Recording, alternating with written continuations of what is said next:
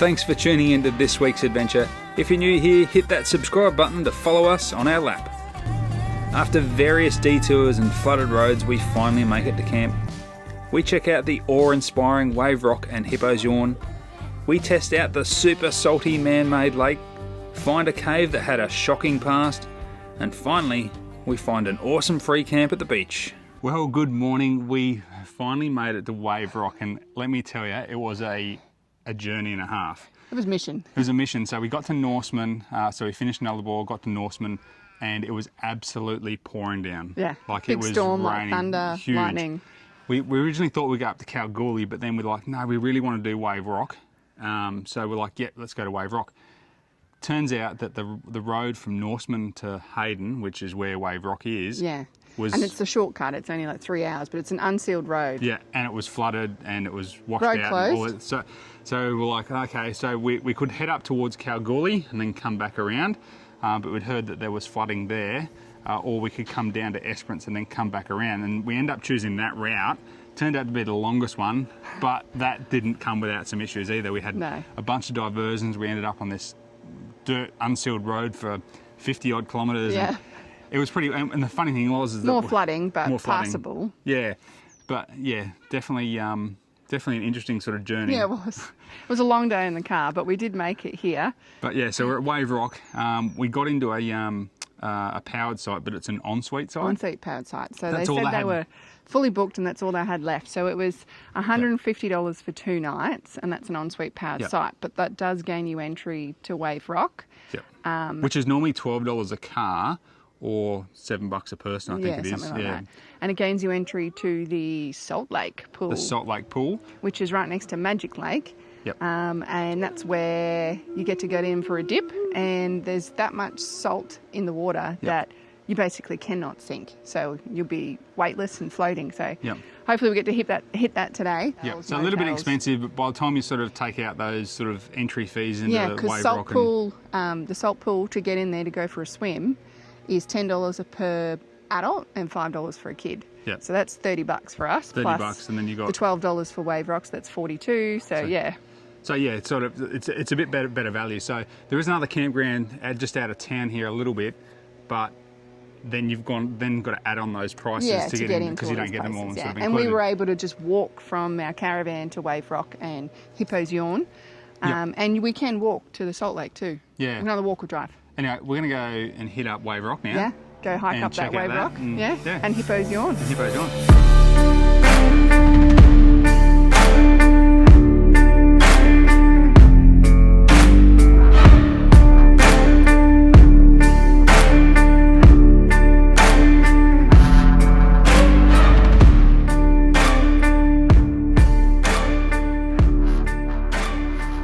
We are at the base of Wave Rock. We're about to head up.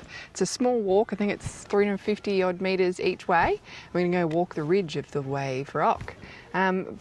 Scientists have dated it back to be like, I don't know, some of the sediment to be like 2.7 billion years old or something like that. So it's pretty fascinating. The rock is shaped like a wave that's about to crash, and it's made out of granite. And yeah, we're going to go check it out.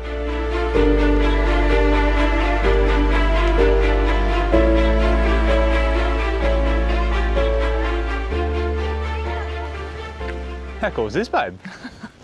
It's pretty cool. I do feel like the rock's going to come crashing down on me. It's huge. I was expecting it to be smooth, but it's kind of really rugged and rough. I'm guessing from where the water pools and settles when it rains. And it's eroded away. Yeah, and it eats away at the minerals. But from the bottom to the top, it's 14 metres high. I thought it was 15 or No, something. well, 14, that's 14. what I've read. Okay. 14 metres, but that's amazing. Like you've got to see it to believe it. And the colours are very, very amazing. Yeah, black and orange.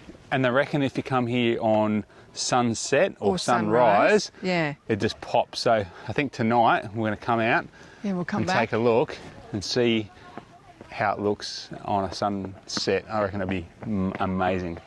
It looks like someone's gotten a paintbrush and they're paintbrush strokes of the different colours, like the stripes. That's what it looks like. Super cool.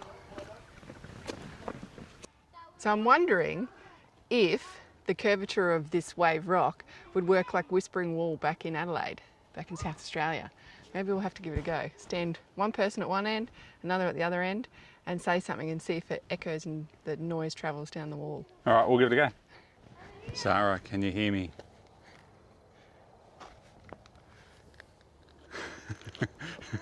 I don't think it's not working, eh?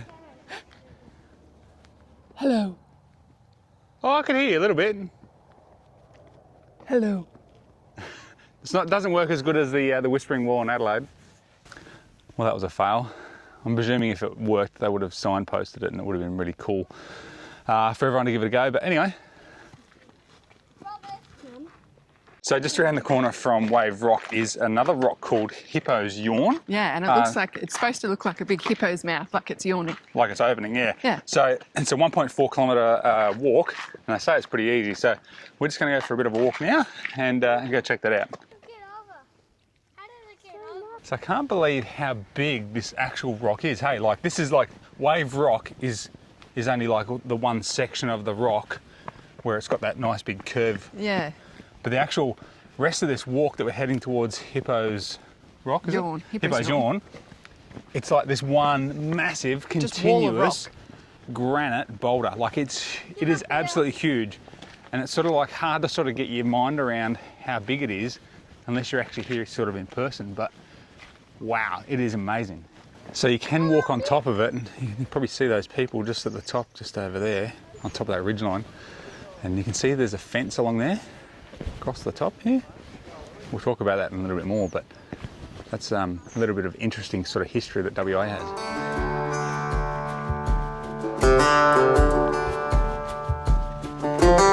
Nice little walk, isn't it? Yeah.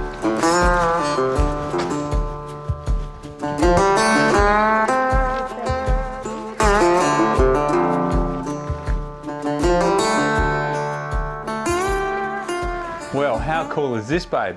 This is so cool. This is amazing. It's again, it's something you need to be like to sort of be here to sort of appreciate, hey? Yeah, in first person, obviously. In sort of person. But photos and stuff. It sort of cantilevers all the way out. Must be like maybe 10 metres or so it comes sort of out. But it'd be interesting to know like how much they estimate it to weigh, like this one boulder. Because it is only a singular boulder. I went right to the back of the little cave there, and either side is daylight. Oh, really? So, yeah, you can have a look. Okay, I'll go and check that out, yeah. And it's almost like you're in the mouth of a hippo, because look, it looks like the roof of its mouth. Like, very, very cool. It's very cool. Oh yeah, so this is up the back. You can sort of see over here where there's like a gap, and then at the back there. So yeah, it's like a bit of a throat, isn't it? Yeah, yeah. Look how cool it looks. Looking out. Looking out, it looks amazing. No, maybe right. Go on the way down. So we've just stopped about halfway up on the rock for a bit of morning tea, and we thought we'd look into this fence. Now originally we thought it was part of the rabbit-proof fence, but then we're sort of looking at going, well, it's only about 500 mil tall, and it's not going to keep too many rabbits out. So we did a bit of Googling and investigating, and it turns out that this rock wall that you can sort of see that goes all the way around, and it goes around for the majority of the rock, and to be honest, it's a bit of an eyesore. It actually forms like part of a rock wall that will funnel water to a storage system. So obviously when it rains here, the water just comes rushing off the rock, and rather than just sweeping straight down into the actual lower parts of the actual land down below, it funnels it. But there's like sections of rock here where it's sort of broken apart and stuff. But pretty interesting. Clearly they probably don't care about it, being that it's in disrepair at the moment. Hey, babe? Yeah, I wonder how old it is. It looks like it's been slapped together with like other rocks and concrete and stuff. Yeah, so, leftover sort of material. Like it does look pretty old, but it's not. It's bizarre. Yeah, a bit weird. But anyway, we're going to try to get all the way to the top of the rock up there and check out the view. But even from here now, we can see over there. I don't know if you can see that on camera, but all the flooding, and that's the flooding and the rain that we had on the way in here. So anyway, onwards and upwards. All right, so we've made it to the top of the rock, and now you can actually see all in the background, all the flooding that's occurred in the area. There's a lot of water, eh, babe? Heaps of water. You sort of can't really see it when you're driving in, but you know, that's not all supposed to be there. No. Look, there's caravan park down there. Yeah, you can see the caravan park just down the bottom there. Yeah.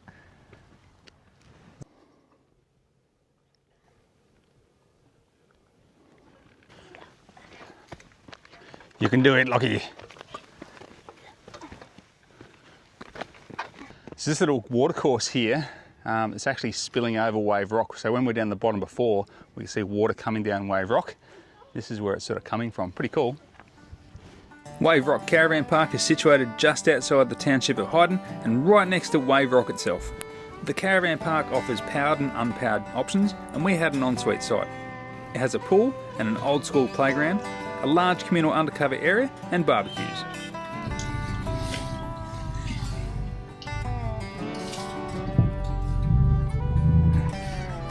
So as Sarah said, the entry into the Magic Lake is included in your fee at the caravan park, and they just give you a swipe card and you just tap that on the gate and you can get through.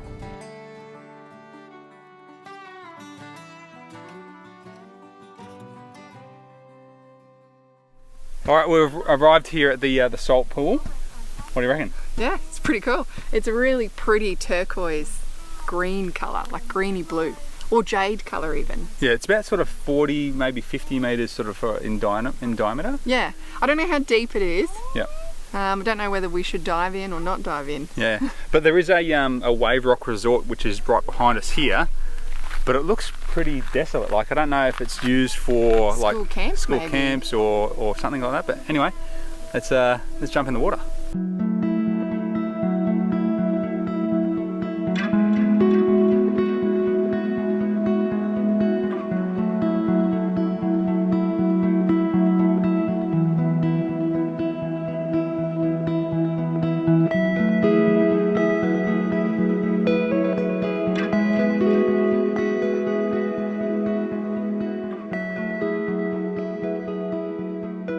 How was that?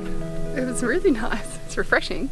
It's cool, but as I was saying to the boys, the rock pools at Edithburgh, when we got in there, that was colder, way colder. And it's pretty salty, like it stings your eyes. I couldn't tell you how buoyant it is. The real test will be when Adam gets in, because for whatever reason, I float really easily anyway.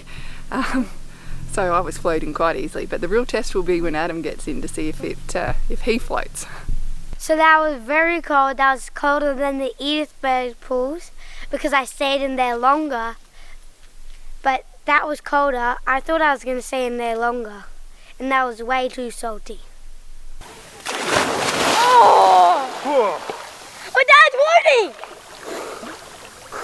How's that floating? Oh, it's cold. Oh, Yeah, it's cold. oh it's really salty. Like, oh, it's cold. So what do you think about that? Yeah, I mean, it's cool. I imagine on a really hot day, it's probably pretty refreshing. That was freezing. Like that was. It I was hit some really cold spots. There were some icy patches, but there was also some warm patches. But it wasn't as actually like it was definitely really salty, but it wasn't as salty as what I originally thought it was going to be. I thought it was literally going to be I'd float, and I probably floated a little bit more than the ocean, but not a great deal more, I don't think. Well, maybe with all the rain that we've had. Maybe it's thrown out the levels of of it. it, Yeah, but it's got all fresh water in it. Still definitely worth checking out though, hey? Yeah, like, it's pretty cool. It's very cool. So it's pretty cool here. Once you come in and have a dip and what have you, and you can park just here. In all these little huts behind me here, there's obviously a little sunshade sort of enclosure, I guess. You could bring your camp chairs if you're going to stay a while. But there are showers, running water showers. I don't know that they're hot. I didn't get any hot water out of it. But also toilets as well. Toilet paper, everything. They're not drop toilets. They're proper flushing toilets with a door. Yeah, so you can get changed and everything as well.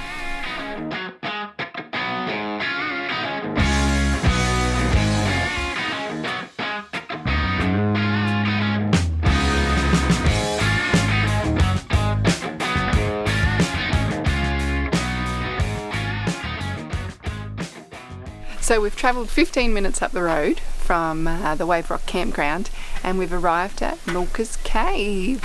This is pretty cool here. This is home to some really pretty Aboriginal artwork, and it's one of the largest hand stencil artworks I think in the country, or in Western Australia at least anyway. We're going to go check it out, and also there's heaps of different walking trails to do from here as well. Lots of history, the way that they used to collect water and everything and fill the dam here. Plenty of information on the information boards here, but we're going to go check out the cave. So the entrance to the actual cave is only like 100 metres from the car park, and there's also some toilets as well if you need.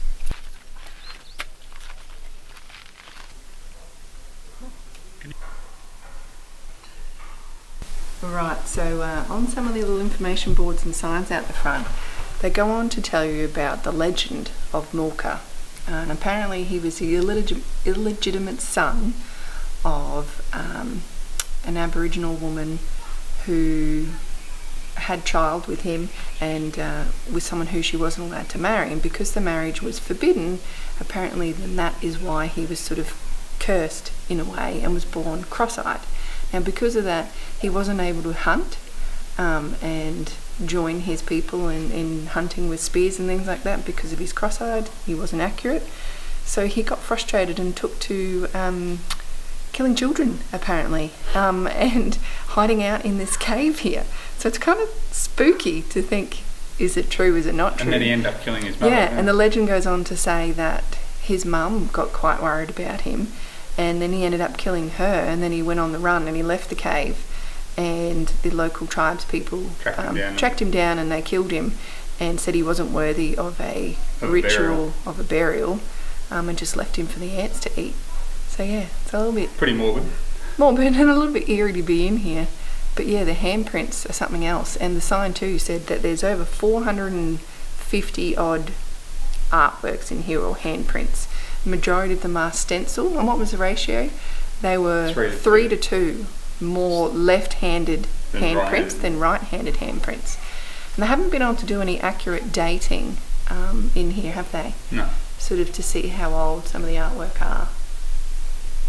But it's pretty cool. There's white handprints, yellow, orange, red, and like a purpley colour. But yeah, it's a bit hard to tell in here. Maybe if it was really bright, if you had a really good torch. But yeah, out of respect, you know, don't climb all the different rocks and things like that and go touching everything. Apparently the oils in our skin can affect the artwork. So yeah, pretty cool. Come check it out. Well, good morning. Looks a little bit different than Wave Rock. We've travelled down from Wave Rock, and we've come to a little place called Hopetoun. Hopetoun, yeah. Which is right on the coast. 2.5 hours from Wave Rock back down towards the coast. Yeah, we're making our way back to sort of Esperance. We had 2 pretty good nights there at Wave Rock. It was pretty good fun, wasn't it? Yeah, it was pretty good. Well worth the trip. The rock itself is pretty fascinating, and pretty amazing. You can walk all over the top of the big granite rock there. Yeah. Rocks. No, it's really cool, isn't it? There's several. And then Hippo's Yawn. That was pretty cool. That was very cool. Mulka's cave, also pretty cool. Yep. And the salt pool spa. A little bit of a letdown, eh? It was a bit of a letdown. I think maybe we were the only ones there, so there wasn't like, you know, a buzz of like, but any atmosphere of other travellers or anything. And it was a bit cold. It was cold, and actually it wasn't as salt, like it was definitely salty, but it wasn't as buoyant as what I thought it was going to be. I just thought I'd be able to lay there. And I think it was because of all the rain that happened. Oh yeah, that's a good point. In the lead up to us getting there. Yeah. But the caravan park is very central to everything. Yeah, it's good. It's a good little spot. It's a good little spot. Caravan park's a little bit old, a little bit tired. It does have everything there that you need it. Yep. It's got a little playground there for the kids, and it's got a swimming pool. Yeah, big undercover barbecue areas, big undercover sort of camp kitchens. I will say though, we had an ensuite site, and I found it to be a little bit dirty. Yep. And you couldn't shower of a night time unless you wanted to get dressed in the dark or get dressed back in the shower cubicle, because the frosting on the glass wasn't enough to give you privacy. Yeah, they had a window right next to the shower, so as soon as you sort of stepped out, everything's sort of on show through. I don't know. Yeah. Put a shutter on it, or need something on there, like a screen or something on the outside. But anyway, it was a great stay. Yep. And we didn't get a chance to go do the wildlife little thing that they have across from the caravan park. And there's like a lace museum and the toy soldier museum and all that sort of stuff. It's all part of that one centre, isn't it? Like the it visitor is. centre, There's all but- sort of part of the tourism centre there. You just go in and pay a fee, and it gets you access to all the different items, different activities to do. Yeah. But we did head into town. We went to the bakery, which was pretty nice. Yep. And there was a really good playground in town as well. Yep, that was good. And yeah, we're actually at Hopetoun here at a 48-hour RV rest stop. Which is awesome. Free. It's wicked. It's free. It's free. And Right on the beach here as well. right That's on why the we've sort of come beach. down, eh? Yeah, that's what we come down and show you. Right on the beach, right? Check this out. Awesome. You can't see the water from the campsite. It's only like 550 metres Yeah, to the back to actual main street. Main Street, the hotel. There's a bakery, there's an IGA, there's a Jumping post office. pillow, playground, general store, chemist, pub. Yep, The boat ramp's just down there as well. yep. That's pretty cool. Like So, 48 hours. Yeah, I'd happily stay here for 48 hours, and it's free. the only could you want? thing we could want more would be better weather. Yeah, Because we're a bit overcast, a bit windy. Water's definitely cold. yeah, it is a bit cold. Anyway, guys, that's the end of this episode. Yeah. And we'll catch you on the next one. But as always, thanks for watching. Thanks.